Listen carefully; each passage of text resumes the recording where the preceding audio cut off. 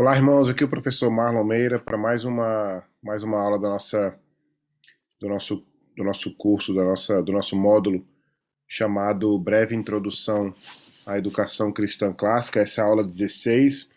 Eu havia mencionado na aula 15 que eu queria que vocês assistissem a uma aula que eu tive na minha pós-graduação em Educação Cristã Clássica, que trata desse tema que está aqui já na tela para vocês, é o mito da neutralidade pedagógica.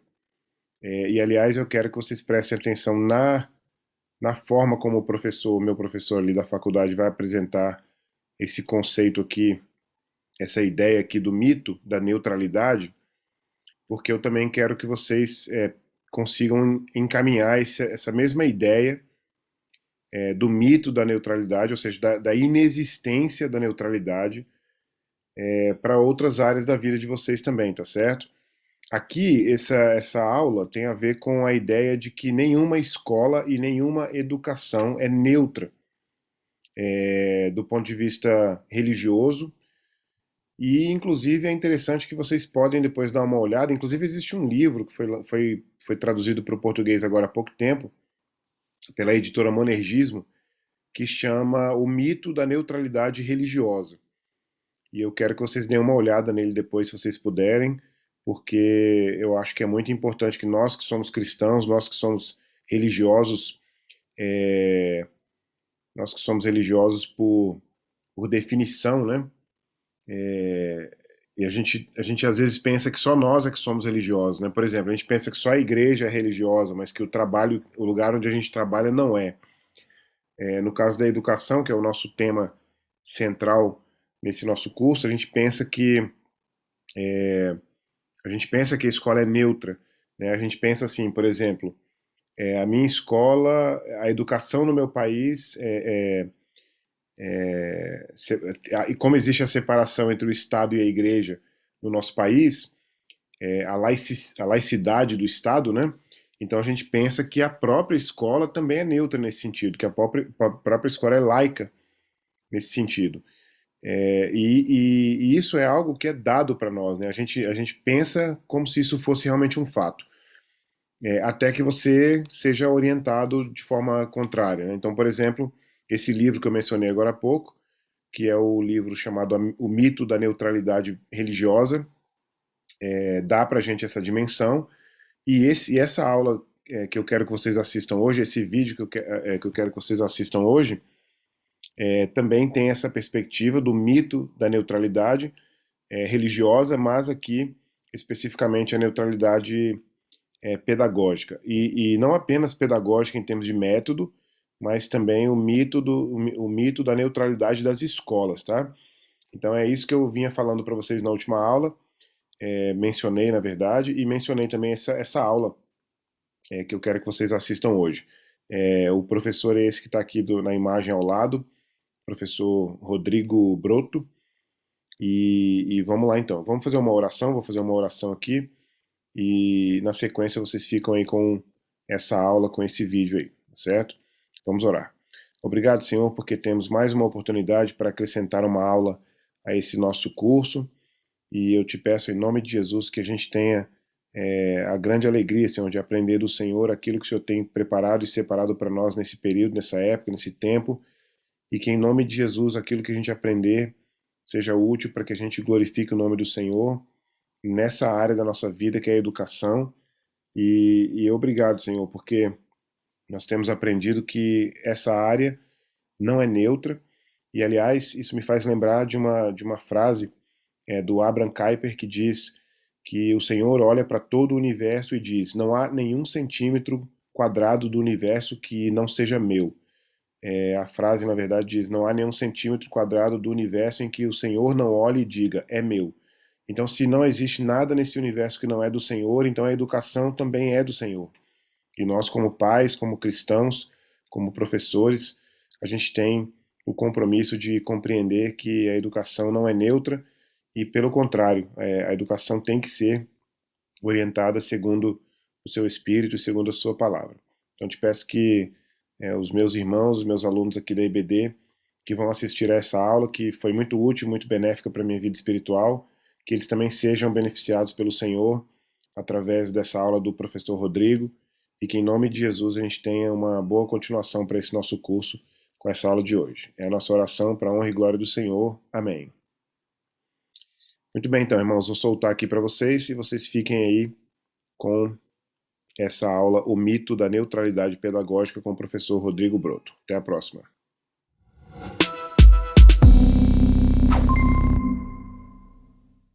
Olá, estamos de volta ao nosso curso sobre Paideia, Educação Pactual. Esse é o nosso terceiro encontro, a segunda videoaula.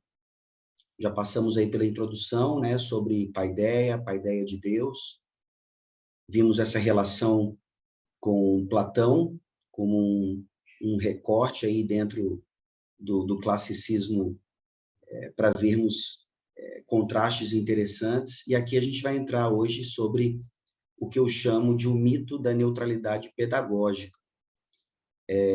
O meio, praticamente, do nosso curso, e não por acaso a aula talvez mais densa, ou demonstrando aí a realidade de uma paideia aplicada com fins não bíblicos, né? E a gente tem que entender que paideia, nesse sentido de busca pela edificação do ser humano, transformação desse ser humano em alguém virtuoso ou servidor aí do Estado,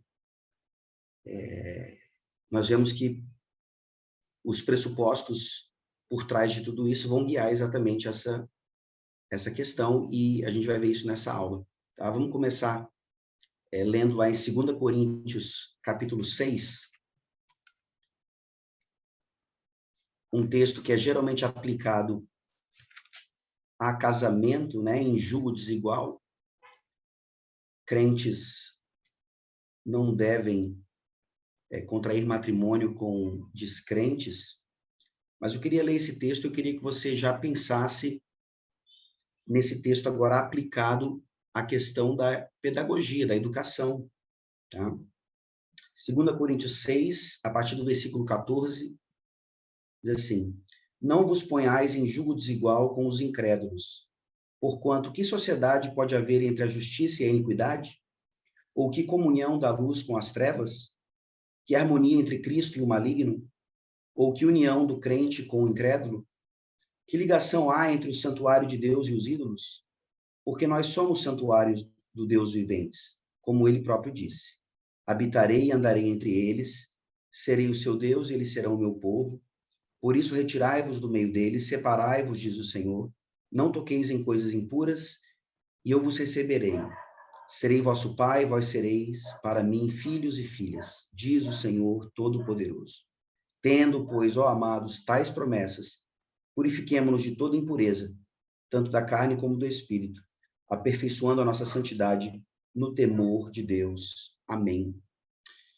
Vamos orar agora, pedindo a Deus que Ele nos ajude a aperfeiçoar a nossa santidade também na área da pedagogia, nessa busca por uma paideia que honra e glorifica a Deus. Vamos orar.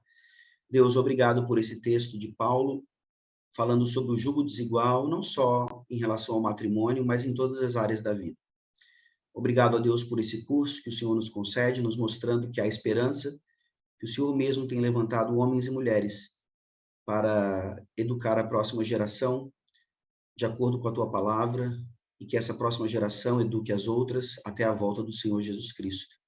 Ó Senhor, nos estabelece no nosso meio a paideia que o Senhor mesmo traz por meio da sua revelação. Em nome de Jesus, amém. Então, a palavra-chave hoje é neutralidade. Nós veremos exatamente essa ideia dentro dessas perguntas aqui, né? Você matricularia seu filho em uma escola católico-romana confessional? Ora, isso tem acontecido demasiadamente, né? Principalmente em cidades onde só existe esse tipo de escola particular, digamos assim. E em uma escola adventista? Muitos crentes, eles acabam fazendo isso por falta de opção, às vezes até preferindo a adventista do que a católico romana. Mas, na verdade, a maior oferta de escolas nas cidades é exatamente essa próxima aí, ó. Você matricularia seu filho em uma escola cujo credo principal fosse: ó Deus, nós nem negamos, nem afirmamos a tua existência. Ó Deus, nós nem obedecemos, nem desobedecemos aos teus mandamentos. Nós somos estritamente neutros e, para complementar, nós estamos em um estado laico. Então, nós veremos nessa aula de hoje que tanto a neutralidade como a laicidade estatal são mitos, não existem, tá? Tanto a pedagogia como o Estado não são neutros e apresentam a sua confessionalidade. Olha o que Gordon Clark diz em relação a esse último tipo de escola. O sistema educacional que ignora a Deus ensina seus alunos a ignorar a Deus. E isso não é neutralidade. É a pior forma de antagonismo, pois ela considera Deus irrelevante em relação às questões humanas. Isso é ateísmo. Quantos de vocês aqui não se formaram, não estudaram em escolas assim, né? Então, mais uma vez, é motivo de esperança. Se eu e você estamos aqui hoje fazendo essa aula, tendo esse curso de especialização, é porque Deus tem demonstrado a sua misericórdia, principalmente para as próximas gerações, tá? E esse é o nosso papel, de não deixar que os nossos filhos virem sopa de sapo, né? Você conhece aquela ilustração? Você quer cozinhar um sapo, não esquente a água e jogue o sapo lá dentro, ele vai sentir o calor e vai imediatamente buscar a sua segurança. Mas você quer fazer uma sopa de sapo, você vai colocar o sapo dentro da água, quando a água estiver numa temperatura adequada, e você vai cozinhando aos pouquinhos, e o sapo não vai sentir o calor, e quando ele menos esperar, ele terá virado sopa de sapo. Essa é uma ilustração que se enquadra bem com o sistema educacional na manifestação dessa paideia, tá? Essa paideia, eu vou chamar agora estatal, tá? Nós vamos ver aqui dois exemplos bem claros disso. Então, o mito da neutralidade ou do Estado laico, nós podemos ver, começando aqui, nessa citação do Gary DeMar, quem controla a escola governa o mundo. Tá? Você vai ter algumas leituras nesse livro aí, e é um livro importantíssimo, inclusive quando você puder lê-lo por completo, é muito, muito importante. Gary DeMar diz o seguinte: infelizmente, os humanistas jamais adotaram o mito da neutralidade, ao passo que o vendiam a nós por um alto preço. Enquanto vendiam aos cristãos os bens estragados da neutralidade, do jogo limpo, da objetividade, da tolerância e do pluralismo, os humanistas promoviam e implementavam sua cosmovisão em todas as áreas da vida, negando o que, segundo eles, deveríamos crer. Desafortunadamente, muitos cristãos ainda acreditam que a neutralidade é possível e que os humanistas buscam a objetividade na educação. Ou por conhecimento de causa e tentativa de transformação, que a gente sabe que não é adequada, ou por ignorância, isso tem acontecido mesmo. E o humanista John Dunphy, ele diz o seguinte: estou convencido de que a batalha pelo futuro da humanidade deve ser travada e ganha nas salas de aula das escolas públicas por professores que percebam com correção seu papel como propagadores de uma nova fé. Uma religião da humanidade que reconheça e respeite a fagulha do que os teólogos chamam divindade em todo ser humano.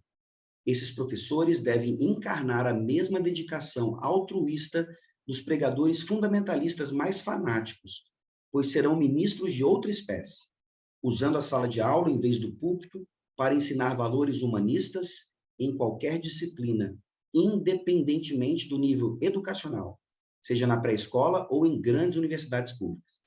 A sala de aula deve ser e se tornará a área de conflito entre o velho e o novo, o corpo em decomposição do cristianismo, junto com todos os seus males e misérias adjacentes, e a nova fé do humanismo, resplendente na promessa do mundo onde o ideal cristão, jamais alcançado de amar ao próximo, será por fim alcançado. Olha só essa citação. E se você ainda não pegou direitinho o conceito de paideia, essa citação ela consegue te ajudar nessa compreensão. O que o John Duffy está falando aqui é exatamente o estabelecimento de uma paideia humanista, para que o ser humano se livre completamente dos ideais cristãos. Vejam como ele coloca isso, ele chama de decomposição do cristianismo, corpo em decomposição. Então, eles sabem exatamente o que significa a verdadeira fé cristã como um obstáculo para os objetivos deles. E aqui eu queria chamar a atenção de vocês também. Vocês vão ler muitas obras, inclusive essa do Gary DeMar, falando sobre as escolas públicas e assim por diante. E aqui, eu quero que você entenda que a escola pública nos Estados Unidos, a maioria dessas obras vem de lá, ela não pode ser considerada como exatamente a escola pública no Brasil. Então, quando você ler escola pública naquelas obras, entenda, traduza para o Brasil como uma escola influenciada pelo Estado. Ou seja, aquela ilustração que nós mostramos de uma escola que se considera neutra num Estado laico, ela é uma escola completamente guiada pela paideia estatal, no nosso caso, aqui do Brasil. Tá? Então, a melhor escola particular da sua cidade, que se considera neutra, ela está seguindo ali uma cartilha confessional que tenta estabelecer a paideia do Estado brasileiro. E você percebe que isso tem acontecido em diversas áreas, não só na pedagogia. Tá? Aqui eu chamo isso de a captura das vestes talares, que é a expressão usada pelo Gary DeMar, e ele dá esse exemplo aqui também, bem claro, dessa relação, né? Inclusive da família com o Estado. A regulamentação do Ninth Circuit Court of Appeals, nono circuito do Tribunal de Apelações, sobre o papel dos pais na educação dos filhos em relação ao Estado. Os pais têm o direito de informar a seus filhos a respeito de sexo, quando e como desejarem.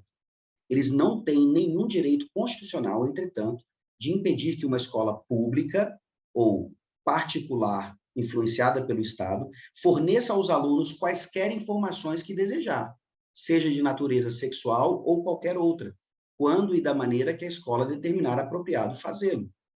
Nem Mayer, nem Pierce, dois magistrados anteriores da Suprema Corte, apoiam o ponto de vista de que os pais têm o direito de impedir que uma escola forneça qualquer tipo de informação, sexual ou qualquer outra, ou qualquer a seus alunos. Talvez seja do sexto circuito a manifestação mais clara sobre o ponto, ao explicar.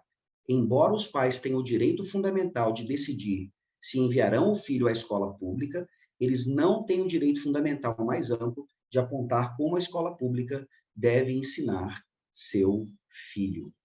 Tá? Então, aqui, em outras palavras, se você decide que a paideia formadora do seu filho vai ser a paideia de César, a paideia do Estado, então assuma todas as consequências disso.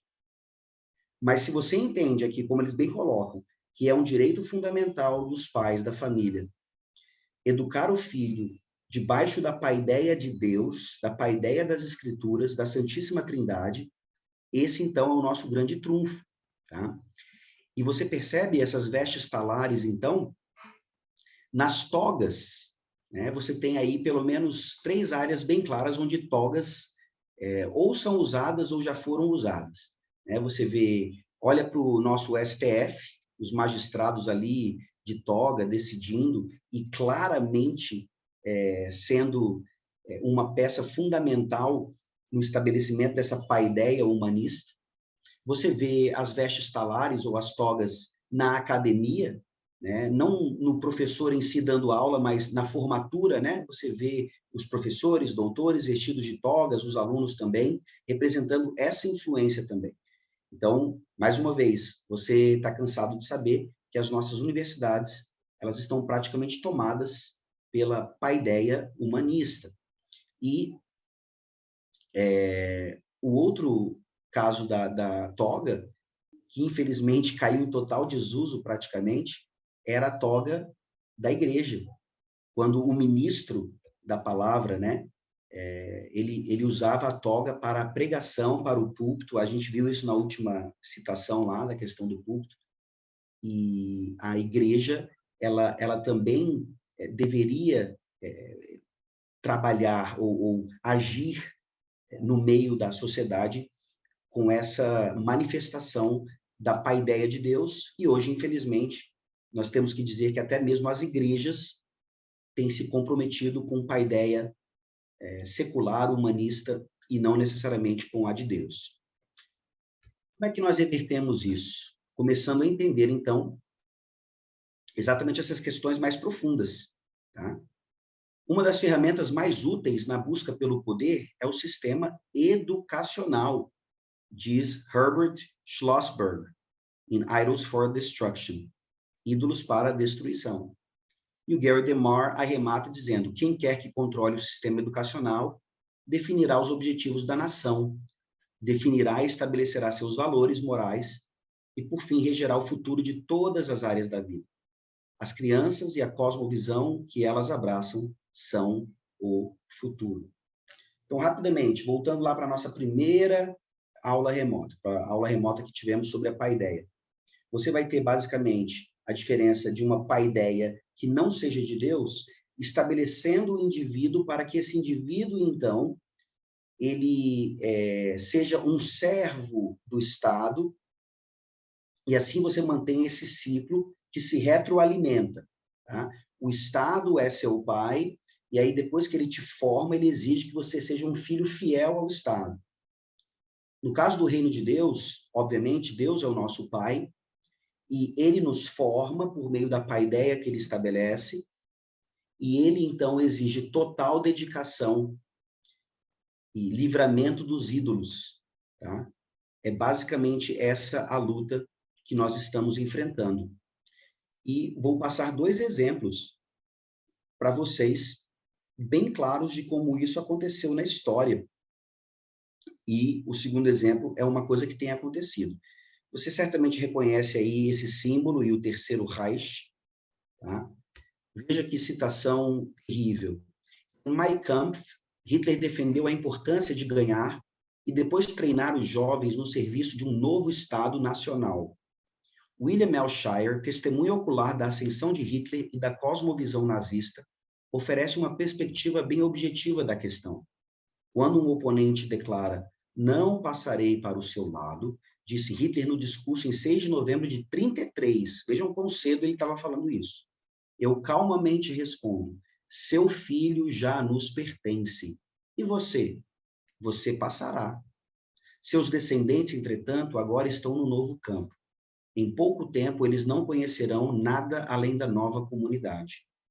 E em 1º de maio de 1937, ele declarou: "Este novo Reich não entregará a juventude a ninguém, mas a tomará para si mesmo e lhe dará sua própria educação e seu próprio crescimento."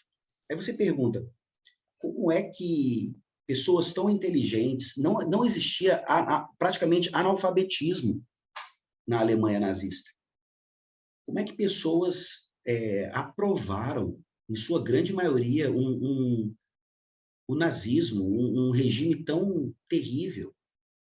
E você vê que as bases foram construídas, eles foram treinados, eles foram instruídos, eles foram educados, eles foram estabelecidos por meio da paideia que Hitler e outros manifestaram ali.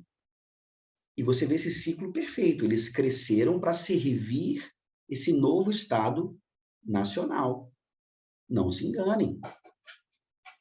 Nós diremos no próximo exemplo que é exatamente isso que tem acontecido e vai sempre acontecer. Dentro ainda da questão do nazismo, todas as pessoas na profissão de ensino, do jardim da infância às universidades, foram coagidas a se filiarem à Liga Nacional Socialista dos Professores, que, por lei, foi responsável pela execução da coordenação ideológica e política de todos os professores, de acordo com a doutrina nacional socialista. O Estado deveria ser apoiado sem reservas e os professores fizeram juramento de lealdade e obediência a Adolf Hitler. Gente, o que está acontecendo nas nossas universidades? O que acontece quando você discorda de alguma coisa que parece socialista ou do status quo, como nós vimos na aula passada, o que os acadêmicos determinam como sendo verdade, acaba sendo a verdade. Gary DeMar aqui diz, então, todas as cosmovisões contrárias ao nazismo foram expurgadas do currículo educacional do Estado. Neutralidade nunca foi a opção de Hitler. De fato, a neutralidade nem sequer é possível. Não tomar partido significa aquecer ao oponente. Vocês se lembram lá do primeiro módulo do professor Vinícius, falando sobre cosmovisão? Conseguem perceber agora a profundidade disso? Exatamente nessa batalha, nessa luta? E talvez você pense assim, mas o nazismo acabou, hoje você tem aí alguns neonazistas e tal. Isso não tem nada a ver conosco. Tudo bem. Mas e o marxismo? Nós estamos no meio do olho do furacão, exatamente nesse sentido.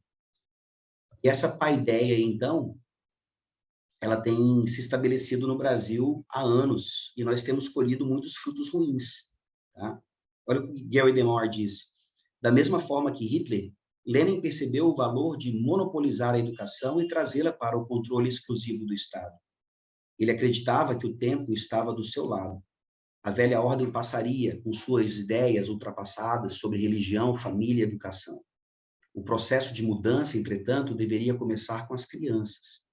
Quanto mais cedo pudessem ser tiradas de seus pais e suas ligações com o passado quebradas, mais rapidamente aconteceria a reprogramação. Você provavelmente só precisou ir para a escola com 7 anos de idade, 6, 7 anos. Hoje, nossos filhos, de maneira estatal, precisam ir aos 4 anos de idade. Como veremos aqui, muitos deles já precisam ir para a creche. Tudo isso faz parte de um programa bem estratégico, não é por acaso. No livro Princípios do Comunismo, publicado em 1847, Engels defendeu a educação de todas as crianças tão logo atingissem idade suficiente para dispensar o cuidado materno em instituições nacionais e à custa da nação. Estamos trazendo as mulheres para a economia social, para a legislação e para o governo. Estamos estabelecendo cozinhas comunitárias, creches, instituições educacionais de todos os tipos. Em resumo, estamos cumprindo seriamente a demanda do nosso programa para a transferência da função econômica e educacional da família em si para a sociedade. As crianças são criadas sob condições mais favoráveis que em casa. Eu não adotei esse livro, mas depois você pode dar uma olhadinha nele, o Maquiavel Pedagogo. Lá você vai ter declarações bem diretas sobre programas da Unesco que estabelecem exatamente isso aqui. Tá? A ideia é tirar os filhos das famílias para que eles sejam treinados de acordo com a paideia estatal, daquele Estado específico. Aqui nós estamos tratando de marxismo, que poderia, nada é tão ruim que não possa piorar. E aqui nós chegamos no gramscismo. Porque o marxismo, ele, em Lenin, em Stalin, ele se tornou, ou ele foi muito violento, muito direto. Gramscismo entra em cena para mostrar como eles poderiam fazer as mesmas coisas de maneira mais sutil. E nessa sutileza aí, nós vemos exatamente marcas do nosso Brasil, da educação no nosso Brasil, das nossas famílias, de mim, de você. Olha o que Gramsci estabeleceu, né? Da mesma forma que os marxistas revolucionários antes dele, Gramsci considerava o cristianismo a força que amarrava todas as classes, camponeses, trabalhadores e príncipes, padres e papas e todos os outros, em uma única cultura, em uma cultura única homogênea. Era especificamente a cultura cristã, na qual os homens e mulheres entendiam de modo individual que as coisas mais importantes da vida humana transcendiam as condições materiais em que viviam a vida mortal. Lembra essa ideia do transcendente? Não por causa de Platão, mas por causa da revelação de Deus. Por causa desse Deus triuno que se revela a nós e manifesta exatamente isso que só o cristianismo pode compreender. Gramsci, entendendo isso, mais uma vez, o grande inimigo é a fé cristã. Então, o que ele estabelece? Porém, Gramsci rompeu com a forma como Marx e Lenin impunham o marxismo. Gramsci começou a recriar o marxismo abandonando os slogans mais desagradáveis.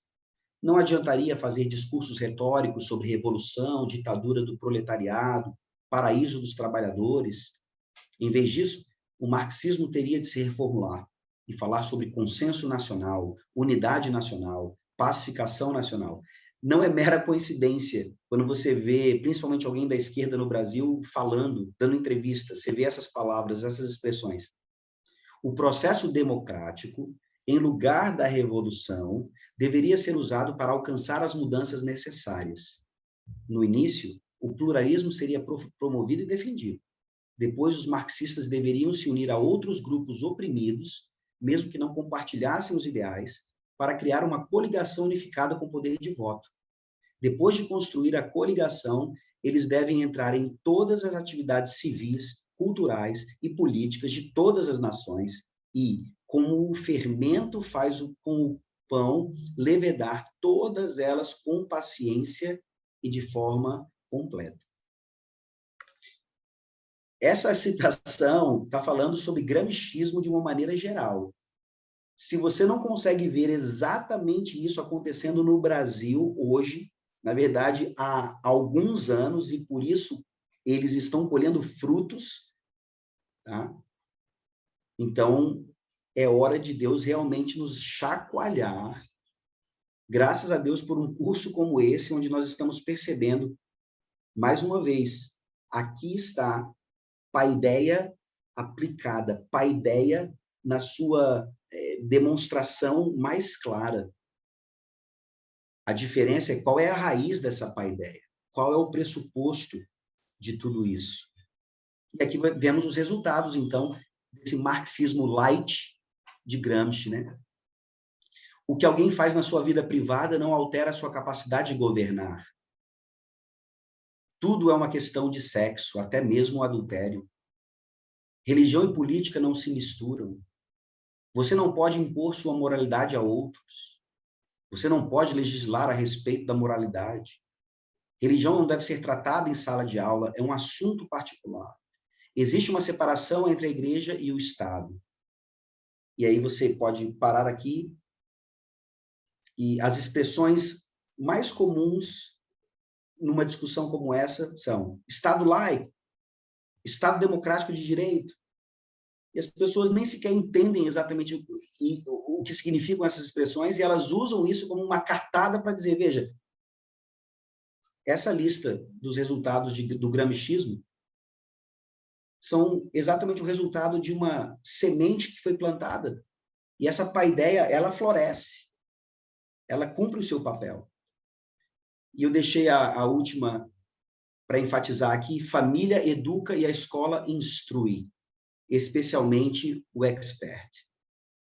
O que quer dizer isso? É uma forma de você dizer, olha, a família, ela lida com aquilo que ela tem de sagrado ou de fé, mas a escola vai instruir e, na verdade, educar, eles deixam isso fora de propósito, para satisfazer os interesses do Estado, de César, do ídolo. E aqui nós temos o problema do expert em pedagogia. Graças a Deus, meus irmãos, minhas irmãs, eu quero encorajar vocês. Não se sintam acuados, não se sintam acanhados. Você faz um papel muito melhor na paideia de Deus para o seu filho do que qualquer PhD ímpio que esse mundo possa produzir, que vai, infelizmente, sempre estar à disposição e a serviço, principalmente,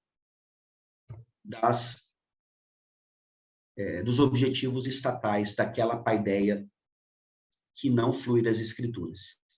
E nós vemos aqui como isso tem acontecido de maneira bem sutil mesmo, como o Gramsci sugeria.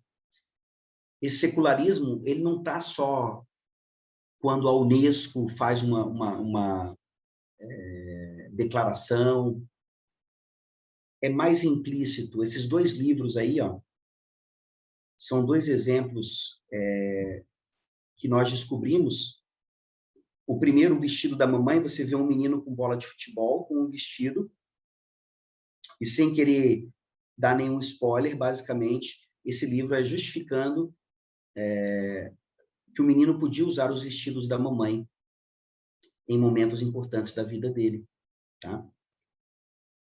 E aí, esse outro, usando até a ideia da Arca de Noé, pois é, seu Noé, traz um momento onde explica-se por que os unicórnios, perdão, os dinossauros, melhor dizendo, eles não existem mais. É porque entrou na Arca supostamente um dinossauro macho, uma dinossauro fêmea, mas quando eles saíram da Arca, eles perceberam que eram duas fêmeas que haviam entrado na Arca, e assim nós temos essa conclusão drástica. Então, você vê a linguagem já aí, né, bem comum, você sabe disso também, levante-se contra a minoria homossexual, e você vai perceber o que acontece dentro dessa paideia já praticamente estabelecida das minorias. Você vê ali, dentro daquela questão estratégica do gramscismo, a união com as minorias, mesmo que você não concorde, mas é para ganhar democraticamente, é para você ter os 51%, a ditadura dos 51%, e continuar estabelecendo todas essas coisas. Então, a gente vai caminhar para o final aqui. Eu espero que você esteja com o seu estômago um pouco embrulhado, ou até a ponto de se desesperar. Mas há esperança, gente. Daniel Siderek diz o seguinte: se você insistir em ensinar falsidades aos seus filhos, que a Terra é plana, que o homem não é um produto da evolução pela seleção natural, vejam aí como ele compara duas coisas. Então você deve esperar que lá na frente, aqueles de nós que possuem liberdade de expressão se sintam livres para descrever seus ensinamentos como um alastre de falsidades, e tentarmos demonstrar isso a seus filhos na primeira oportunidade. Nosso bem-estar futuro, o bem-estar de todos nós no planeta, depende da educação dos nossos descendentes. Isso está bem óbvio para todos aqueles que procuram deter a verdade pela injustiça, tá? E é por isso que nós precisamos nos lembrar lá de Provérbios 31. Se eu perguntasse para você do que fala Provérbios 31, você diria: daquela mulher modelo, né? Mulher exemplar. Sim, mas isso só começa depois. O Provérbio 31, começa nos mostrando uma ideia maravilhosa. Eu queria ler para você aqui o começo. A mulher virtuosa começa a ser descrita lá no versículo 10. E aqui nós temos outro exemplo de mulher virtuosa, começando no versículo 1. Palavras do rei Lemuel de Massá, as quais lhe ensinou sua mãe. Quem que ensinou isso para o rei Lemuel? A sua mãe. Que te direi, meu filho, ó filho do meu ventre? Que te direi, ó filho dos meus votos? Não dês às mulheres a tua força, nem os teus caminhos, às que destroem os reis. E aí ela vai ensinando o rei Lemuel a paideia de Deus, como um rei precisava de sabedoria. E é claro que isso não é só para reis, ou melhor, é para reis e rainhas, sim. Os nossos filhos, como nós veremos na próxima aula, eles são príncipes e princesas do pacto, do reino. Eles precisam de uma educação real. Real não no sentido de realidade, mas de realeza, tá? Nós cremos que o Senhor Jesus Cristo, em seu triplo ofício, é profeta, sacerdote e rei, e nesse sentido, todos nós precisamos também estabelecer esses ofícios em nossas vidas, inclusive o de rei. E nós usamos boa parte do livro do Gary DeMar, Quem Controla as Escolas Governa o Mundo, e esse título ele é baseado num ditado bem famoso também, tá aí junto da foto do Abraham Lincoln.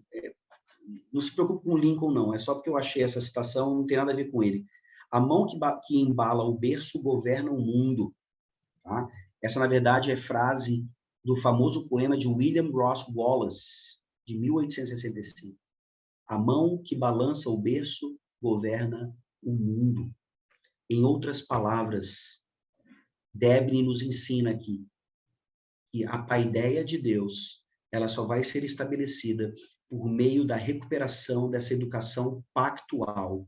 Pais e mães, famílias, juntamente com a igreja, com o corpo de Cristo, estabelecendo uma educação por meio de uma metodologia bíblica que vai treinar os nossos filhos, então, nessa paideia. Não para que eles sejam servos idólatras do Estado, mas para que eles sejam servos fiéis do reino de Deus e que, inclusive, serão bem úteis ao Estado. Afinal de contas, o Estado é estabelecido pelo próprio Deus. Olha o que Debney coloca aqui.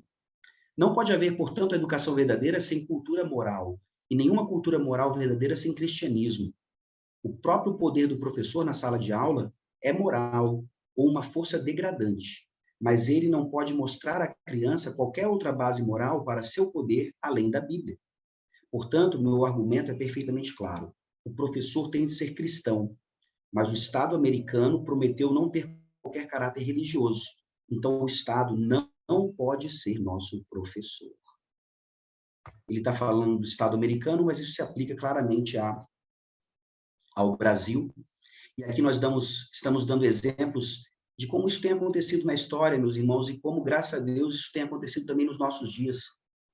Independentemente da vocação para a qual o aluno estava se preparando, a faculdade colonial buscava lhe fornecer uma educação distintamente cristã.